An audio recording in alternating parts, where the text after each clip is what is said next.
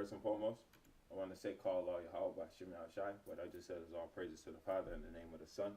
I also want to say Yahweh by Shimei Shai Barakatah, may the Most High in Christ bless. Um, really, what I'm gonna do is I'm gonna get into this. Will all nations go into captivity, man?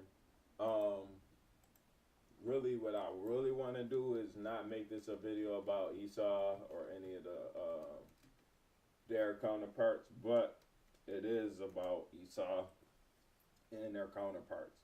I've already did this for the most part in the will Esau serve 1,000 years video. I was looking for my breakdown for that Esau serving 1,000 years video, and not finding it. I know the scriptures off the head for the most part, and look at this, it's right here. That's all praise to the Most High. All praise to the Most High. Let's go. So, yeah, I did this based off of Esau and their fate. So we're gonna have to deal with these point by point and discuss will all nations go into captivity. Now, to clarify, I'm not saying that not all nations is going into captivity. I'm not saying that all people are not going to serve the children of Israel. But what I'm saying is the timeline is a little bit different than what we might think it is. Our elders might say Esau served for 1,000 years, then destroyed. I believe that they don't serve 0 years, and then they destroyed immediately. Then also I believe that only a few nations will be serving us at first, and then the rest of the nations will ultimately submit to the children of Israel. Why is that? We're going to actually start with the knowledge that I got here, man. We're going to start with the outcomes of the few nations that I know are going to go into captivity right away. So this is Jeremiah 48 and 46. It says, "Woe be unto thee, O Moab." So woe is destruction, right? And that might be, oh, look, wow, oh, no, wow. Like that type of word in the Hebrew, right? Because if we go to this word in the Hebrew, if I'm not mistaken, it is or alas, like wow. It's not really saying destruction, but that woe in English means destruction.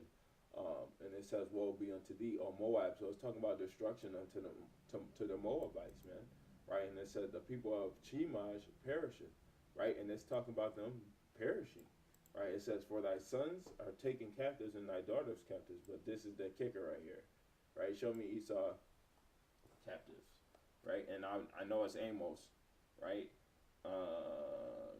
But let me just see, right?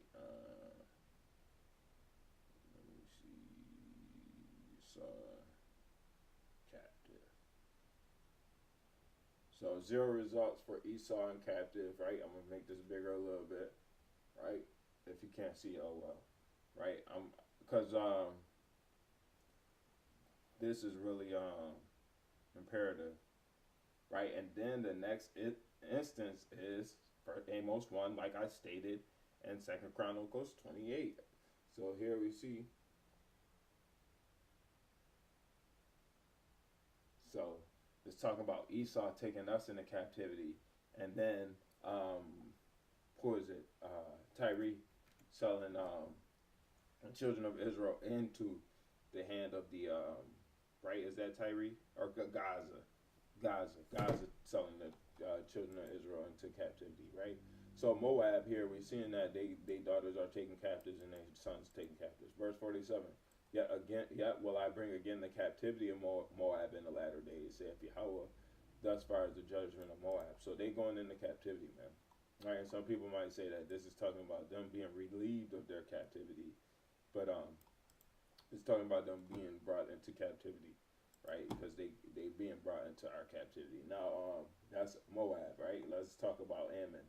Jeremiah 49 and 6. Let's actually start at 5. It says, "Behold, I will bring a fear upon thee, saith Adonai Yahweh, Shal Tazabawa," or Tazabawa, not Shal, right? Tazabawa. It says, "From all those that be about thee, and ye shall be driven out every man right forth, and none shall gather up him that wandereth. So it's talking about they not gonna be, that ain't saying captivity. They're gonna be driven out from the face of man, like Esau was, man. So then we see in here that it says, and afterward I will bring again the captivity, right, of the children of Ammon, saith the Lord, right? We don't have to talk about Esau. I already proved that here, right? This is talking about them going into captivity, but in here, this is talking about Esau being destroyed, man. We can't get around that, man. So we're gonna go over here. See, verse 17. We don't have to deal with that. I already stated that Esau not going into captivity, that they not going into captivity, right?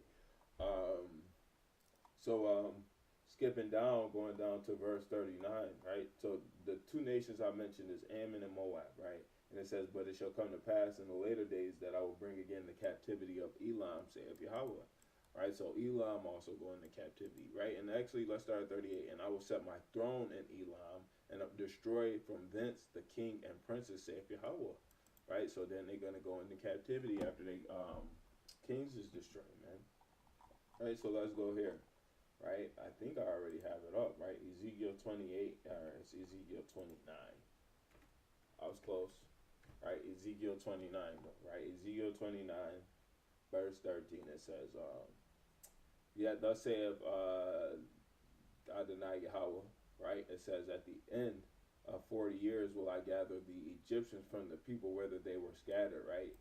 And this is literally, not literally, but it may be talking about a literal 40 years where they're going to be brought into the children of Israel's possession, right? But it says that they're going to be gather them from where they were scattered, right? This ain't talking about the children of Israel, right? And I will bring again the captivity of Egypt and cause them to return into the land of Pathros, into the land of their habitation, and they shall be there at a base kingdom. This is a base kingdom, a low kingdom. So this ain't talking about the children of Israel, right? It shall be the basis of kingdom, neither shall it exalt itself any more above the nations, for I will diminish them, that they shall no more rule over the nations. So the Lord said that He's going to bring them low so they can't rule over anybody anymore.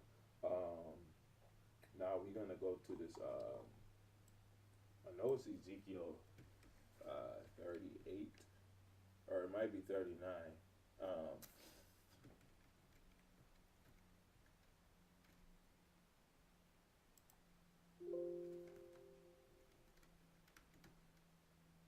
No.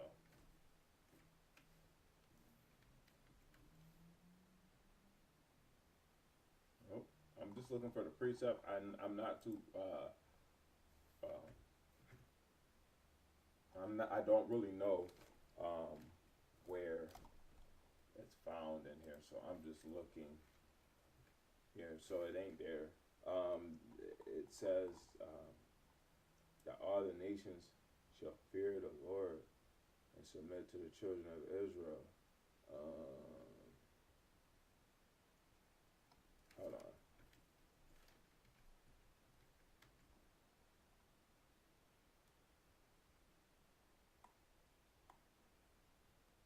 Okay, so now this is the final blow. I know this is a little short video, man, and I really just wanted to get this done because it's really what it is, right?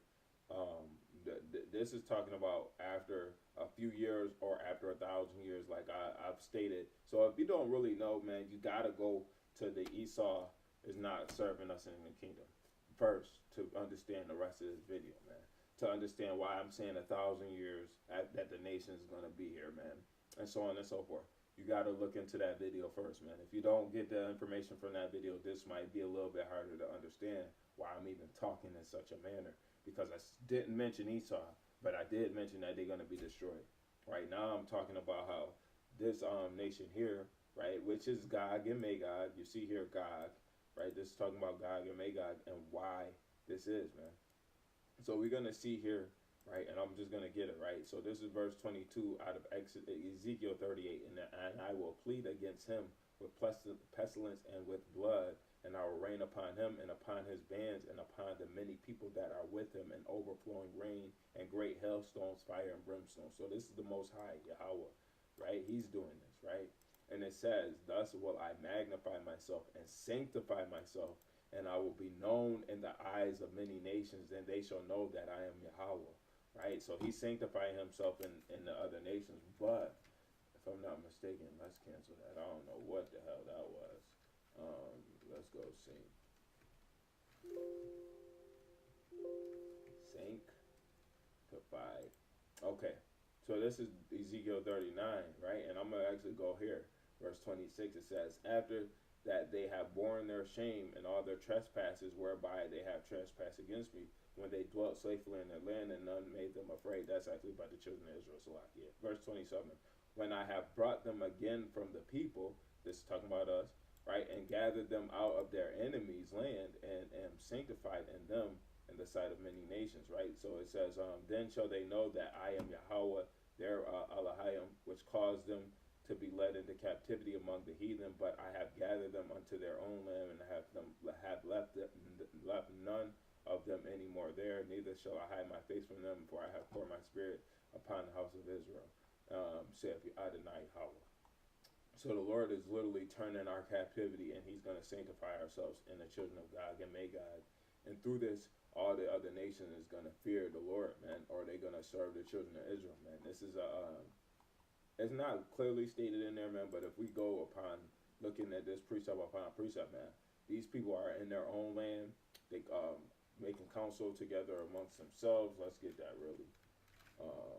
And this is where I base this whole 38 and 39 off of is Revelation 20 and 7, man.